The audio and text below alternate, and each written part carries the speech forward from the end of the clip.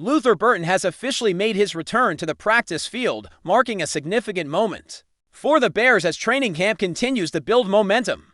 This was his first time practicing since the rookie mini camp earlier this year, and it's a welcome sight for fans and coaches alike who have been watching closely as he worked his way back from what appeared to be a nagging soft tissue injury, likely a hamstring issue, which is notorious for lingering and slowing players down.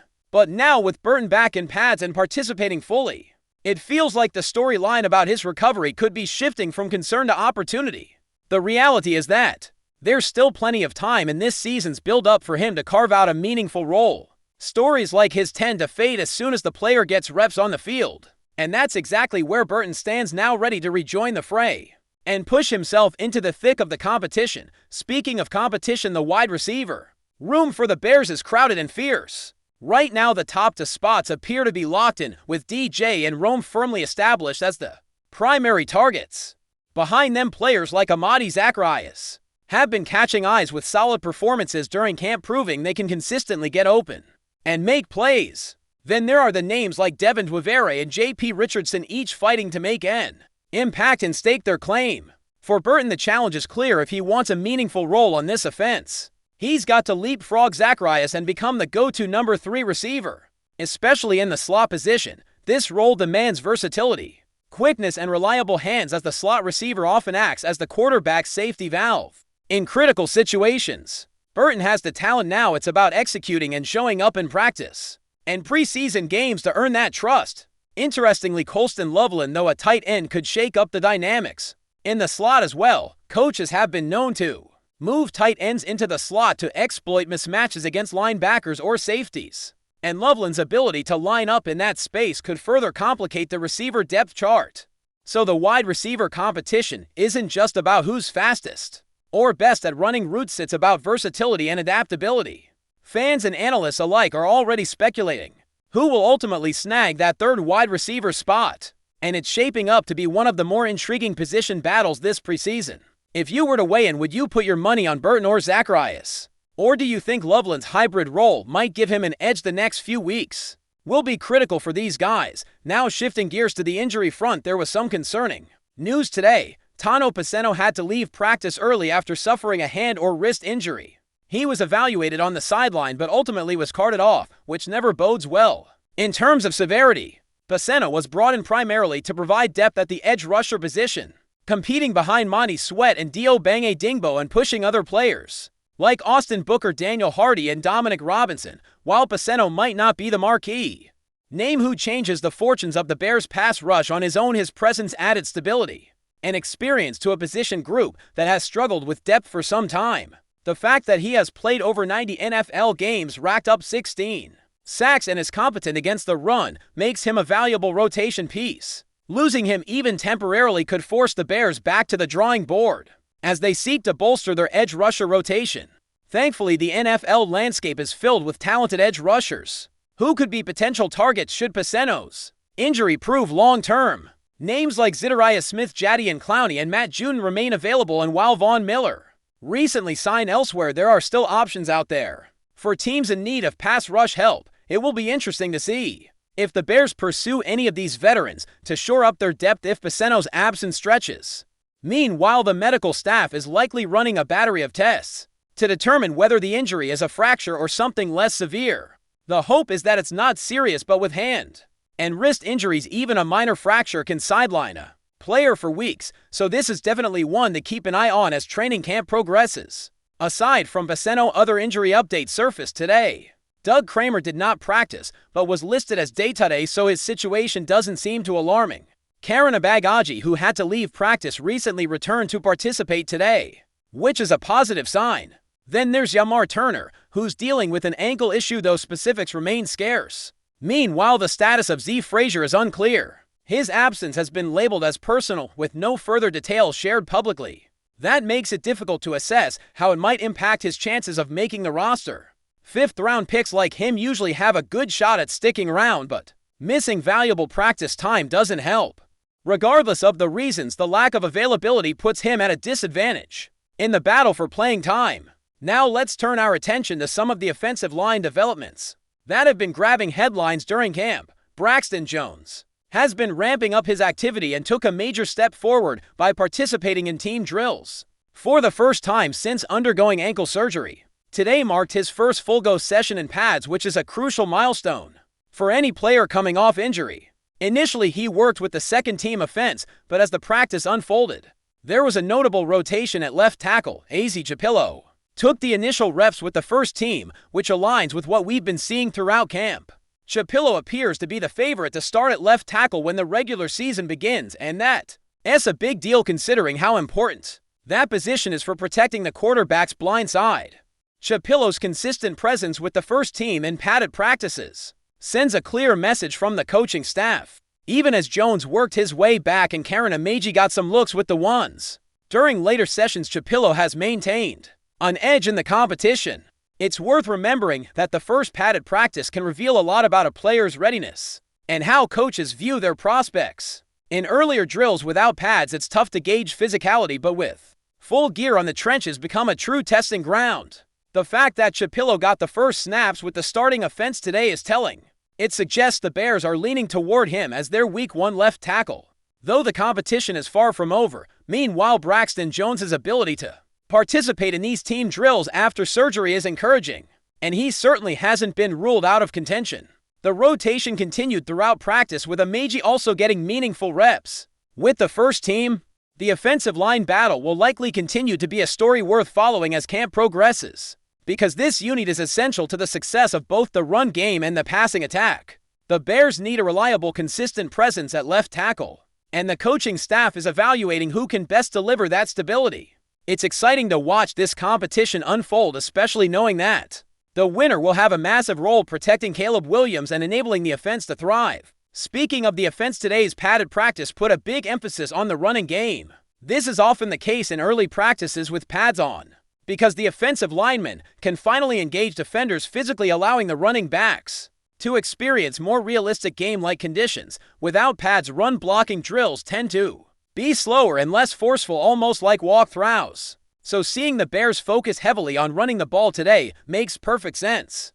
Coach Ben Johnson has made it clear that establishing the ground game is a priority, and this practice was designed to build that foundation.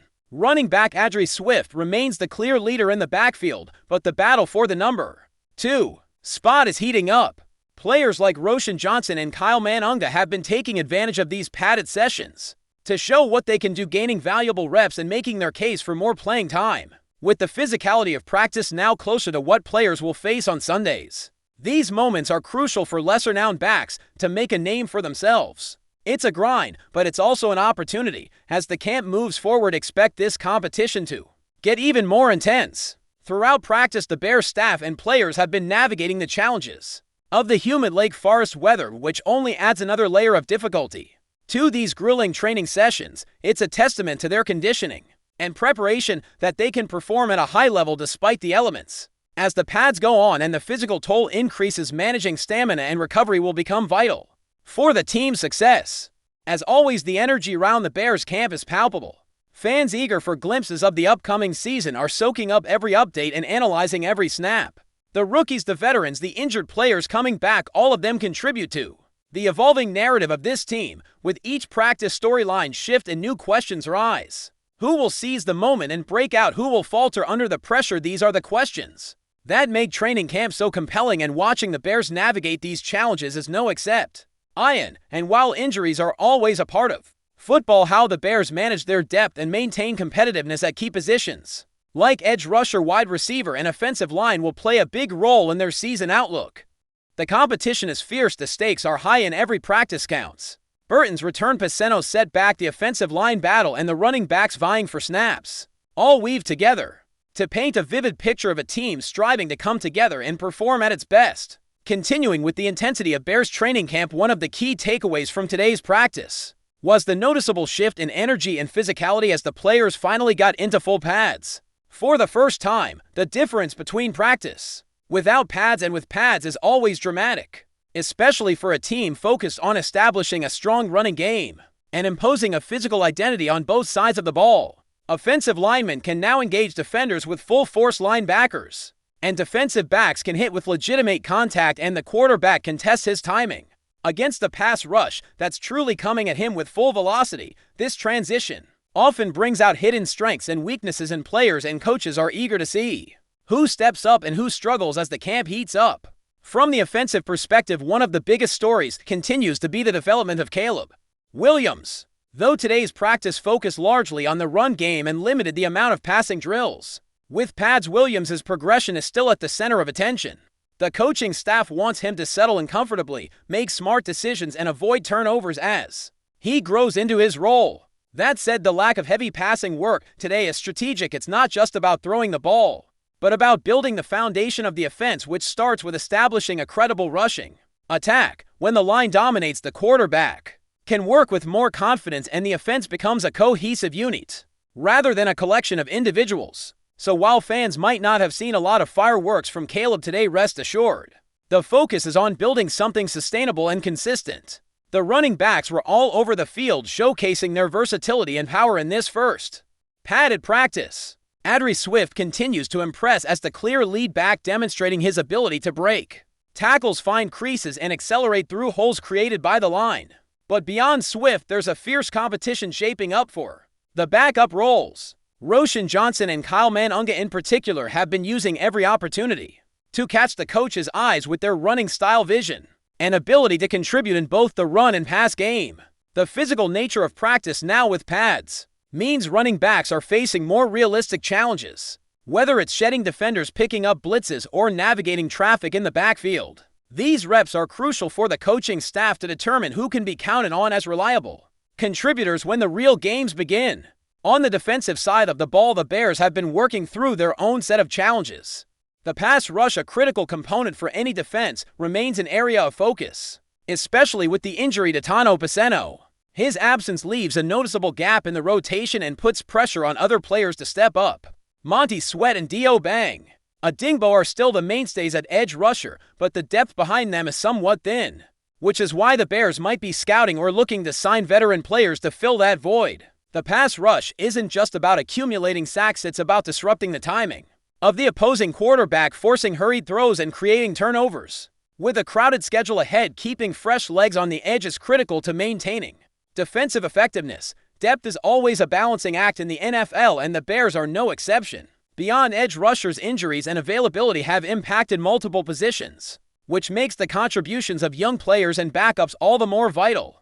Yamar Turner's ankle injury and the mystery around Z. Frazier's personal situation both add uncertainty to the linebacker and defensive back cores. These groups require versatility and consistency, especially given the physical toll a full NFL season takes. The coaching staff will be watching closely to see who can step in and fill these roles without losing defensive cohesion or effectiveness. Meanwhile, special teams continue to be a key focus area for players trying to make the roster. Many players on the fringe or fighting for backup roles can significantly increase their value through special teams contributions. Coaches value players who can cover kicks and punts, block on returns, and execute crucial assignments without mistakes. These moments might not grab headlines, but they are essential for winning close games and often determine who stays on the active roster. Training camp is when these players get their reps and prove their worth, and it's a high-pressure environment where mistakes are magnified and success is rewarded. One of the more encouraging developments has been the return and progress of Braxton Jones. Coming off ankle surgery, Jones's return to team drills is a positive sign for the offensive line competition.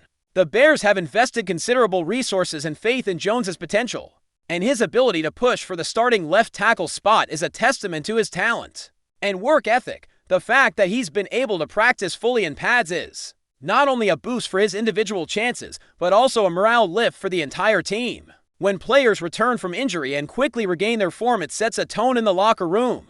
That hard work and recovery go hand in hand. Jones still faces stiff competition from AZ Trapillo and Karen Amaji, but this rotation signals that the coaching staff is serious about evaluating all options fairly. As the pads came on today, the physical nature of practice ramped up significantly. For the offensive linemen, it was a chance to show how well they can impose their will at the line of scrimmage. Run blocking drills were a particular focus as the Bears looked to establish a dominant ground game. The offensive line's ability to create space and sustain blocks directly impacts the running backs' success, so it's no surprise that a major emphasis was placed there. Pass protection will naturally become more prominent as the practices progress, especially when the passing game gets more reps with pads.